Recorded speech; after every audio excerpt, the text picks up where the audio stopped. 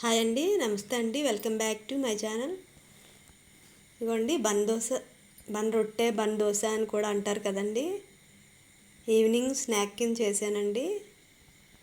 చాలా బాగా వచ్చాయండి ఇవి.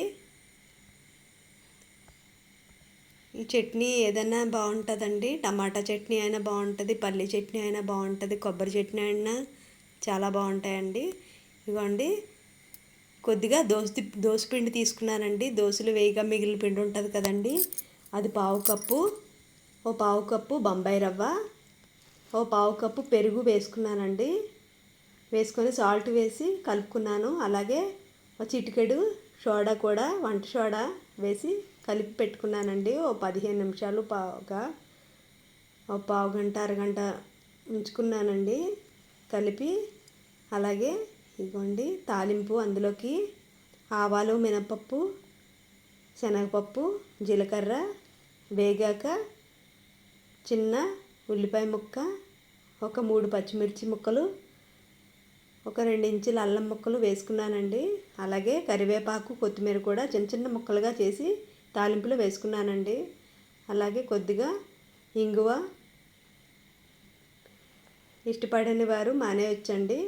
కొద్దిగా పసుపు వేసుకొని కాస్త వేగాక ఈ తాలింపుని పిండిలో వేసేసుకోవాలి.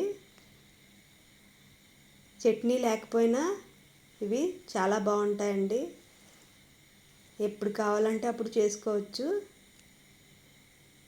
మన ఇంట్లో ఆవకాయని ఏదైనా సరే, టమాటా పచ్చడి ఉంటుంది కానీ నిల్వ పచ్చళ్ళతో కూడా ఈ రొట్టి చాలా బాగుంటుంది. ఇదిగోండి మనం తాలింపు వేసుకుంటాం కదండి, ఆ పాన్లో చిన్న చిన్న రొట్టెల కింద వేసుకుంటే చాలా బాగా వస్తాయండి. నెయ్యితో కాల్చుకుంటే చాలా బాగుంటుందండి. ఇదిగోండి నెయ్యి వేసి కాల్చుకుంటున్నాను నేను.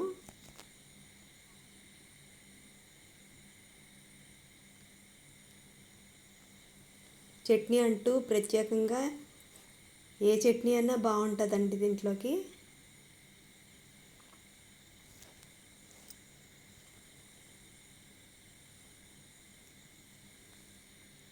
చాలా రుచిగా వచ్చాయండి.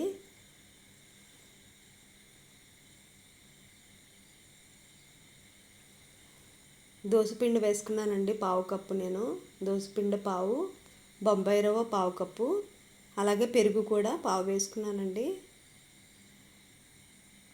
ఈ రొట్టి ఆవకాయతో సూపర్గా ఉంటుందండి. లైక్ చేయండి, షేర్ చేయండి, సబ్స్క్రైబ్ చేయండి నా ఛానల్ని. బాయ్.